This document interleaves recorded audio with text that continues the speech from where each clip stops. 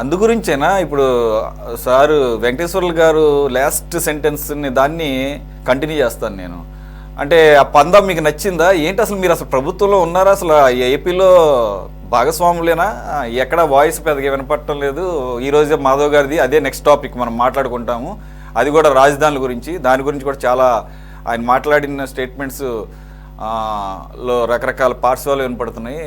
ఏమన్నా మీ అవుట్లుక్ ఏమైనా చేంజ్ అయిందా towards TDP led government? Double engine సర్కార్ అంటున్నారే కానీ ఇంజిన్ వాడుకుంటున్నారు కానీ మీరు లాగటంలో మీ పాత్రం పెద్దగా ఏం కనపడుతున్నట్టు అనిపించడం లేదు. అంటే పదవులు వాటిల్లో బాగానే ఉంది కానీ ఇప్పుడు ఫర్ ఎగ్జాంపుల్ జగన్మోహన్ రెడ్డి గారి పర్యటనలు అవ్వచ్చు, ఆ పర్యటనలో జరుగుతున్న డిస్టర్బెన్స్లు అవ్వచ్చు, ఆ తర్వాత ఆయన మాట్లాడుతున్న మాట తీరు అవ్వచ్చు, బెదిరింపులు అవ్వచ్చు, నెక్స్ట్ మేము అధికారంలోకి వచ్చేస్తామని ఇప్పుడు దీంట్లో మాట్లాడిన దాంట్లో కూడా ఆయన చెప్పారు. ఆయన అంత కాన్ఫిడెంట్గా చెప్పడానికి ఏమన్నా గతంలో అంతర్గతంగా ఉన్నటువంటి దాన్ని ఇంకా కొనసాగింపులో భాగంగానే మీ వాయిస్ డౌన్ అవటం, ఆయన వాయిస్ రైజ్ అవటంలో భాగంగా చూడాలా? సో ఏంటి మీ ప్రెజెన్స్? మీరు అలయన్స్లో భాగం, డబుల్ ఇంజిన్ సర్కార్ అంటున్నారు, ఇక్కడ టీడీపీ, బీజేపీ, జనసేన అలయన్స్. ఇప్పుడు జగన్మోహన్ రెడ్డి గారు మరి ఆబ్వియస్గా కూటమికి విపక్షం. మరి ఆయన ప్రజా సమస్యల గురించి కాకుండా ఆయన మాట్లాడే ప్రతిదీ, ఆయన చేసే ప్రతిదీ కూడా ఈ రకమైన శాంతి భద్రతల అంశానికి సంబంధించిన అంశాలే మాట్లాడుతున్నారు. అలాగని శాంతి భద్రతలను క్షీణించిన ఈ రాష్ట్రంలో ఆ పరిస్థితి లేదు. కానీ క్షీణించడానికి దోహదపడేటట్లుగా ఆయన చర్యలు కానీ ఆయన మాటలు కానీ ఉంటున్నాయి.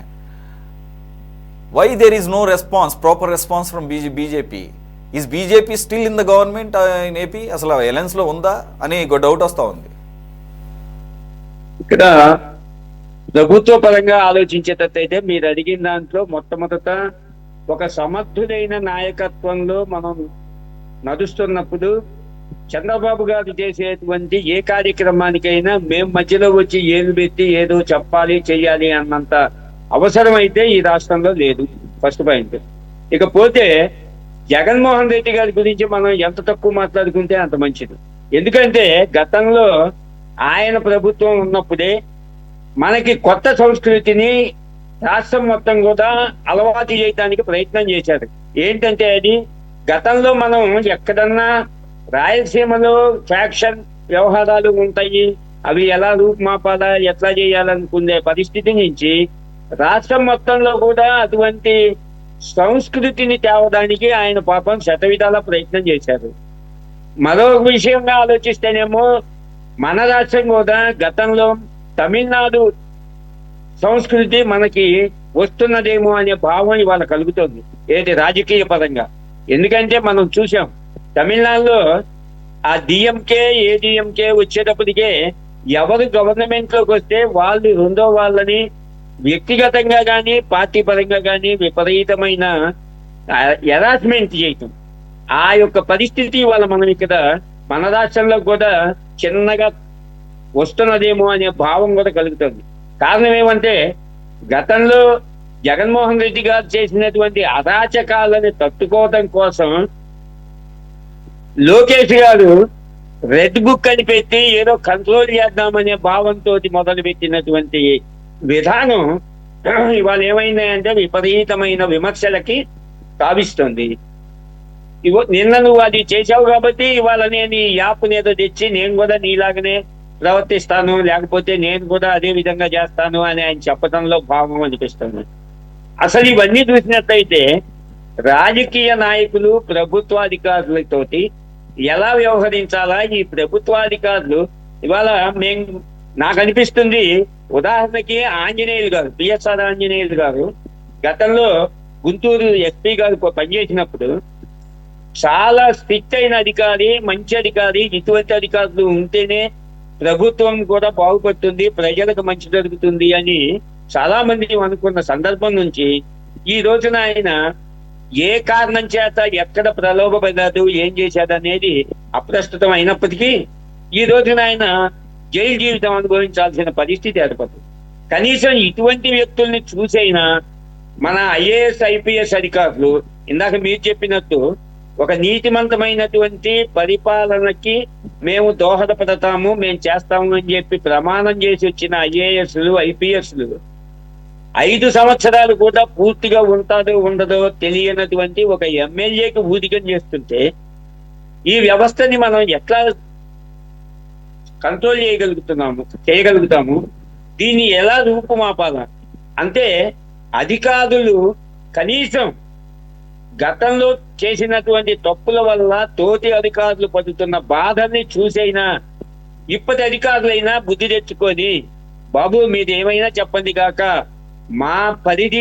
మా అధికార పరిధికి లోబడి మాత్రమే మేము చేయగలము అనే భావాన్ని గనక రాజకీయ నాయకులకి తెలియజేసి కొంతైనా ఈ అరాచకాలని కట్టలు చేయకపోతే రాబోయే కాలంలో ఎవ్వరం కూడా ఇంకా ఇదివరకు నుంచి ఇప్పటి వరకు మేము గతంలో ఒక 30 ఏళ్ల క్రితం ప్రతిపక్షంలో ఉన్నప్పటికీ ఒక కలెక్టర్ గారి దగ్గరకో ఒక ఎస్పీ గారి దగ్గరకో వెళ్ళి, బాబు అధికారంలో ఉన్న పార్టీ వాళ్ళ ఎమ్మెల్యేలు కానీ వాళ్ళ ప్రజాప్రతినిధులు కానీ వాళ్ళ మనుషులకే ఈ యొక్క పథకాల్ని ప్రవేశపెడుతున్నారు, మిగతా వాళ్ళు అన్యాయం అయిపోతున్నారు అని చెప్పి ఒక కలెక్టర్ కి చెబితే ఆయన కనీసం ఒక 20% 30% కామన్ పీపుల్ కూడా ఇటువంటి మిగతా అన్ని పార్టీల వాళ్ళు రికమెండ్ చేసినటువంటి వాళ్ళకి ఎంతో కొంత వాళ్ళని కూడా కన్సిడర్ చేసేవాళ్ళు.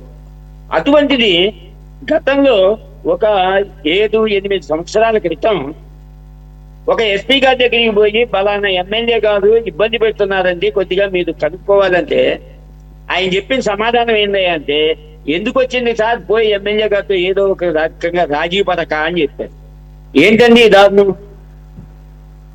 ఒక ఆఫీసర్ అనేవాళ్ళు 30 సంవత్సరాల నుంచి 35 సంవత్సరాల వరకు అధికారంలో ఉండి ప్రజలకి సేవ చేస్తానని చెప్పి వచ్చిన అధికారి కనీసం 5 సంవత్సరాలు కూడా ఉంటారో ఉండదో తెలియనటువంటి ఒక ఎమ్మెల్యేకి, ఆ ఎమ్మెల్యేని చూసి భయపడి మీరు వెళ్ళి ఎమ్మెల్యేతో పరిష్కారం చేసుకోరాదా అని చెప్పే పరిస్థితి మనకి ఇక్కడ వాళ్ళ దౌర్భాగ్యం దాపరించిందంటే దీనికి ఎవరిని మనం తప్పుపట్టాలి?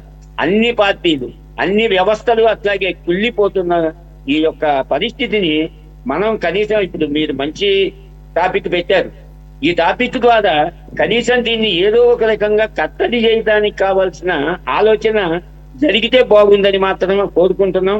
ఒక రాజకీయ పార్టీలో నేను కూడా నాయకుడిగా ఉన్నప్పటికీ ఇటువంటి దురాగతాల్ని, ఇటువంటి ఈ యొక్క బెదిరింపు రాజకీయాలు ఇవన్నీ అంటే ఇప్పుడున్న అధికారుల్ని మీరు మమ్మల్ని ఎవరిని జైల్లో పెట్టబాకండి, మీరు మమ్మల్ని ఎవరిని ఇబ్బంది పెట్టబాకండి అని అంటే రాబోయే కాలంలో మేము అధికారంలోకి వస్తే అనే భావంతో వాళ్ళని బెదిరించడం అనేది చాలా దారుణమైన పరిస్థితి.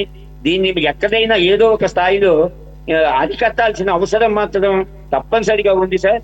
ఇది కనీసం ముందు కాలంలో అయినా అన్ని పార్టీలు, నేను అనేది అధికారంలో ఉన్న పార్టీ కానివ్వండి, ప్రతిపక్షం అయినా కానివ్వండి, ఎవరైనప్పటికీ అధికారంలో ఉన్న పార్టీ కూడా ఇప్పుడు గతంలో ఆయన చేసినట్టు ఇవాళ మేము కూడా విరవీగి మాకు అధికారం ఉంది కదా అని మేము ఏది బట్టి అది చేస్తే మాకు రేపు పొద్దున వచ్చేది ఇదే పరిస్థితి. అందువలన అది కాకుండా ఎంతసేపటికి ప్రతిపక్షం అంటే అధికారం పక్షం చేసే తప్పుల్ని ఎత్తి చూపాలి తప్ప వాళ్ళే తప్పుదోళ్ళు అయ్యి వాళ్ళే జైలు చుట్టూ కోర్టుల చుట్టూ తిరుగుతూ ఈ యొక్క ప్రజా వ్యవస్థని మాత్రం ఇబ్బందులు పాలు చేస్తున్నారంతంగా మాత్రం ఎటువంటి సందేహం లేదు. దీనికి ఎక్కడో ఒక చోట ముగింపు పలకాల్సిన అవసరం కూడా మాత్రం ఉన్నది. Right, let's move on to the next topic. Jagan కొట్టిన 3 రాజధానుల దెబ్బతో కూటమి నేతలు అప్రమత్తంగా వ్యవహరిస్తున్నారు. రాజధానిగా అమరావతికి రాజముద్ర పడాలని కోరుకుంటున్నారు. రాజధానిని మార్చే వీలు లేకుండా, ఎవరికి మరోసారి ఆ ఛాన్స్ రాకుండా గెజిట్ నోటిఫికేషన్ తెచ్చే ప్రయత్నాలు ముమ్మరం చేశారు. త్వరలోనే అమరావతిపై గెజిట్ నోటిఫికేషన్ సాకారం అవుతుందన్న ఏపీ బీజేపీ చీఫ్ మాధవ్ చేసిన ప్రకటన చూస్తే రాజధానికి ఇక రాజయోగం పట్టడం ఖాయంగా కనిపిస్తుంది. ఈ అంశంపై చర్చించే ముందు let's take a short break in top debate.